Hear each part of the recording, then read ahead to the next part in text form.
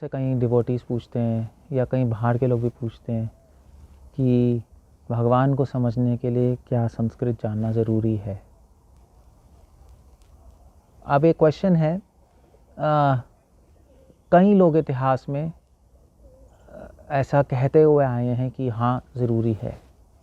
कई लोगों ने ऐसा कहा है, कई सिद्धांतियों ने, कई ऋषि मुनियों ने ये मत रखा है कि भगवान को समझने के लिए संस्कृत जानना ज़रूरी है। और इसके क्या कारण है? इसके 4 प्रमुख कारण हैं। वो लोग ऐसा क्यों कहते हैं कि भगवान को समझने के लिए संस्कृत जानना ज़रूरी है? इसके 4 कारण बताते हैं। पहला कारण है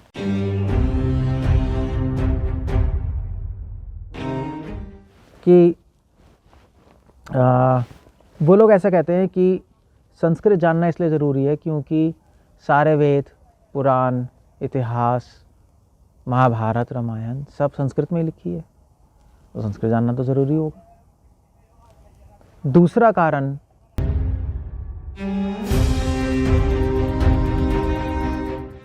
उनका ये है कि संस्कृत जाने बिना हम सिद्धांत की गहराई में नहीं जा सकते, और जब सिद्धांत की गहराई में नहीं जाओगे तो भगवान को कैसे समझोगे? क्योंकि भगवान को सिद्धांत से ही तो समझा जाएगा।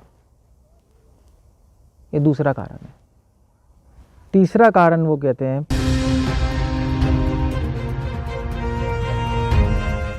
कि संस्कृत देव भाषा है, देवताओं में और भगवान संस्कृत में ही बात करते हैं, और इसीलिए संस्कृत में ही भगवान को समझने का प्रयास करना चाहिए। क्योंकि अगर आप संस्कृत में नहीं समझने की कोशिश करोगे और कोई लैंग्वेज यूज़ करोगे तो वो दो देवताओं का और भगवान का अपराध ही नहीं, उनके प्रति अपराध ही नहीं, अपमान भी है उनका। इस भाषा का अपमान है, देव भाषा का, और उनका भी अपमान है, इसलिए उनके प्रति अपराध है। और चौथा कारण वो कहते हैं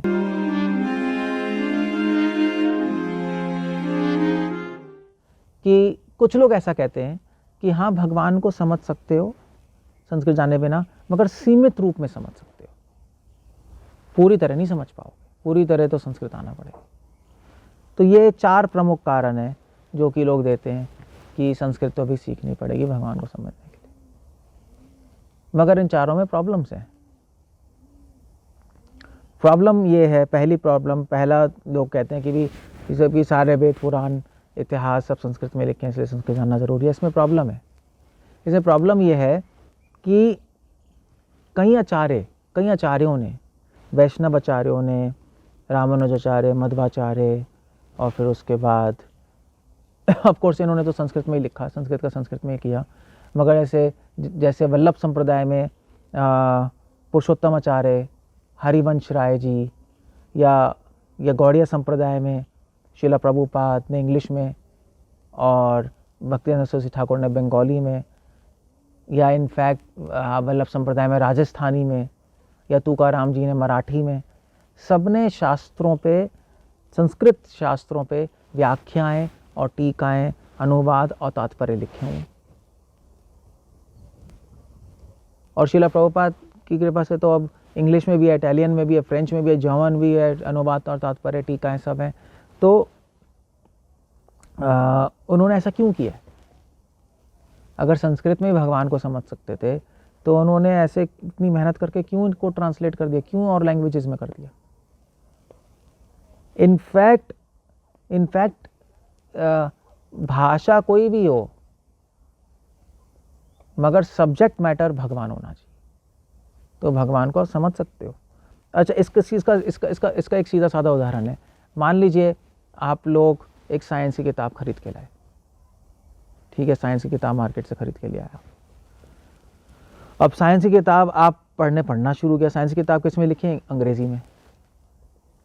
आपको अंग्रेजी आती है मगर साइंस नहीं आती,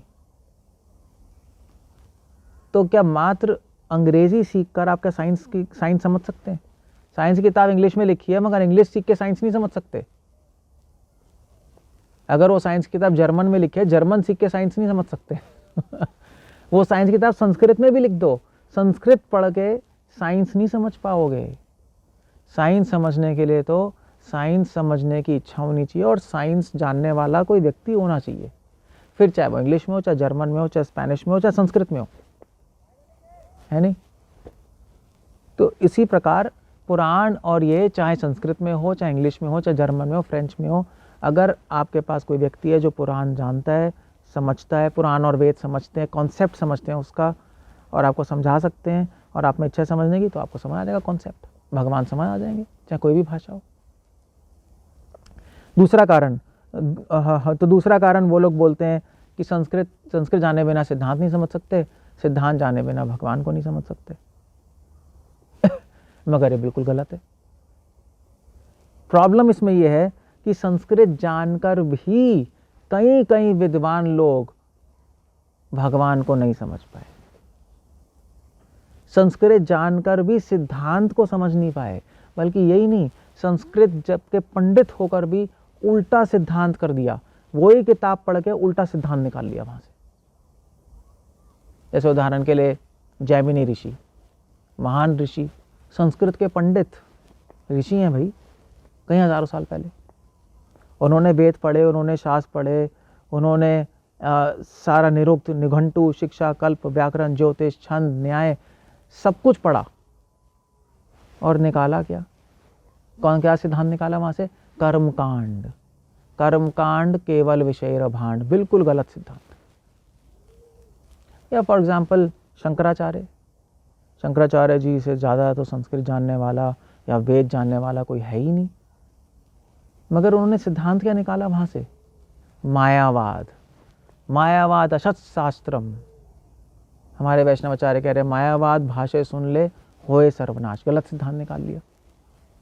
तो संस्कृत जानकर भी आप शायद सिद्धांत ना समझ पाओ, या हो सकता है गलत उल्टा सिद्धांत निकाल लो। तीसरा तो कुछ लोग कहते हैं कि संस्कृत देव भाषा है। ऐसे मैंने बताया संस्कृत देव भाषा है, तो देव भाषा में भगवान के बारे में नहीं पढ़ना और डिस्कस करना भगवान का और देव भाषा का अपराध और अपमान है। ये भी कुछ लोगों का मत है, मगर ये बिल्कुल ही गलत मत है, क्योंकि वेदों में कहीं भी नहीं दिया, वेदों में ही कहीं नहीं दिया है कि और किसी भाषा में भगवान के बारे में चर्चा करना उनका अपराध या अपमान है। एक भी श्लोक मुझे कोई बता दे तो मैं मान लूं, वेद ही नहीं कह रहे, बल्कि वेद तो उल्टा कह रहे हैं। सारे शब्द, सारे अक्षर स्वर भ्रम है, अक्षर ही स्वर भ्रम है, और उन अक्षरों से कई भाषाएं आती हैं। ये बिल्कुल गलत है। इनफैक्ट इसका प्रमाण भी है, मतलब तुलसीदास जी, आपने सुना ही होगा, तुलसीदास जी के समय जब वो जिस पाठशाला में पढ़ते थे, तो तुलसीदास जी के जितने भी दोस्त थे और जितना भी समाज था उनकी बड़ी खिल्ली उड़ाता था, क्योंकि वो भगवान राम की प्रशंसा अवधी भाषा में करते थे, प्राकृत भाषा, और सब कहते थे नहीं संस्कृत में करनी चाहिए, देव भाषा में। बड़ी खिल्ली उड़ाते थे, कहते थे प्रकाश इसको निकालो। मगर क्या हुआ अंत में? तुलसीदास जी ने अवधी भाषा में रामचरितमानस लिखी, और आज रामचरितमानस करोड़ों लोग पढ़ते आ रहे हैं, और करोड़ों लोग राम को जानते हैं और भक्ति करते हैं। और संस्कृत जानने वाले का है, उनकी तो रह गई भक्ति। और चौथा कारण कुछ लोगों ने कहा कि हाँ भगवान को समझ सकते हो संस्कृत जानने बिना, मगर पूरी तरह नहीं, सीमित रूप से। ये भी बिल्कुल गलत है। वेद और शास्त्र और सिद्धांत ये कहता है पूरी तरह तो भगवान को समझने के लिए कोई भाषा नहीं, भगवान की कृपा चाहिए। और शास्त्रों में भी लिखा है नयम आत्मा प्रवचन न लभ्यो न बहु न श्रुते न वा अमय वयश वृणुते तेन लभ्य तस्यै वयश वृणुते तनुम स्वाम। उपनिषदों में आता है कि भगवान को बड़े बड़े प्रवचन, बड़ी बड़ी भाषाओं से, संस्कृत भाषा से भी नहीं समझ सकते। शास्त्र खुद ही कह रहे हैं नयम आत्मा प्रवचन न लभ्यो न बहु न श्रुते न वा। आप बहुत प्रवचन कर लो संस्कृत में, आप बहुत सुन लो संस्कृत में, आप बहुत पढ़ लो संस्कृत में, तब भी नहीं समझ आएंगे। कैसे आएंगे? यमे वयश वृणुते तेन लभ्य। जिसको भगवान चुनते हैं, इस पे कृपा करते हैं, उसको पूर्ण रूप से समझ आते हैं। तो वो भी सिद्धांत बिल्कुल गलत है उनका। इसलिए सारे जो आर्ग्यूमेंट्स हैं कि संस्कृत बिना पढ़े क्या हम भगवान को समझ नहीं सकते, बिल्कुल गलत है। संस्कृत बिना समझे भी पढ़े भी आप भगवान को समझ सकते हो। आप किसी भी भाषा में पढ़ो, काफ़ी आचार्यों ने अनुवाद, तात्पर्य, टीकाएँ लिखी हैं। हिंदी में भी अवेलेबल है भगवद गीता यथारूप, भागवतम, इंग्लिश में भी, स्पेनिश में भी, इटालियन में भी, अब तो इतनी भाषा में अवेलेबल है। आप पढ़ो और समझ, कॉन्सेप्ट और सिद्धांत समझने की कोशिश करो। भी 1+1 संस्कृत में भी वो से 2 होता है, इंग्लिश में भी 1+1 2 होता है, और गुजराती में क्या होगा 1+1 गुजराती में भी 1+1 2 है। या आपकी नेपाली भाषा में एक को क्या कहते हैं, एक एक जमा एक 2 ही वो भी 2 ही है कुछ फर्क नहीं पड़ता। जर्मन में भी वही है, कोई फर्क नहीं पड़ता। कन्नड़ में भी 1+1 2 है। बंधु, बंधु जमा बंधु, रेंडु। तो फिर एडू, एडू, बंधु जमा बंधु, एडू। कॉन्सेप्ट समझना है, अल्टीमेटली तो सब सेम है। अगर मान लीजिए तो साइंटिस्ट तो हर जगह ही है ना, जर्मन में भी साइंटिस्ट है, अमेरिका में भी साइंटिस्ट है, फ्रांस में भी साइंटिस्ट है, सब अलग अलग भाषा बोलते हैं। चाइनीज़ में भी साइंटिस्ट है, चाइना में जहाँ इंग्लिश अलाउड नहीं है वहाँ भी साइंटिस्ट है, और टॉप क्लास के साइंटिस्ट हैं। तो साइंस समझनी है, तो इसलिए संस्कृत में ना पढ़े। बट अब ये सब कहने के बाद मैं एक ज़रूर नोट यहाँ पे एंड करना चाहूँगा कि अगर आप संस्कृत सीख रहे हैं और सीखना चाहते हैं तो उसमें कोई बुराई नहीं है, कोई बुराई नहीं है। आप सीखिए, बहुत अच्छा है, कोई ख़राबी नहीं है। जितनी भाषाएं उतना अच्छा है, संस्कृत आए तो और अच्छा है। मगर ये धारणा मत लेके चलिए कि संस्कृत समझना ज़रूरी है भगवान को समझने के लिए। ये धारणा गलत है। मैं इसके अगेंस्ट बोल रहा हूँ, संस्कृत के अगेंस्ट नहीं बोल रहा मैं। संस्कृत आप सीखें, बहुत अच्छा है, कोई प्रॉब्लम नहीं है। बल्कि संस्कृत भाषा पढ़ने से कहीं रिसर्च हुई है, माइंड स्ट्रॉन्ग भी होता है, तेज़ भी होता है। क्योंकि थोड़ी कॉम्प्लेक्स भाषा है तो उसके लिए माइंड थोड़ा हमें लगाना पड़ता है, थोड़ा तेज़ होता है उससे। और ज़्यादा कॉन्क्रीट भाषा है, रूल्स एंड रेगुलेशन संस्कृत के बहुत स्ट्रॉन्ग है, बेस फाउंडेशन स्ट्रॉन्ग है। ये सब हमें पता है। मगर इसका मतलब ये नहीं है कि संस्कृत भाषा ज़रूरी है भगवान को समझने के लिए। मैं इसके अगेंस्ट आर्ग्यू कर रहा हूँ। हरे कृष्ण। श्रील प्रभुपाद की जय।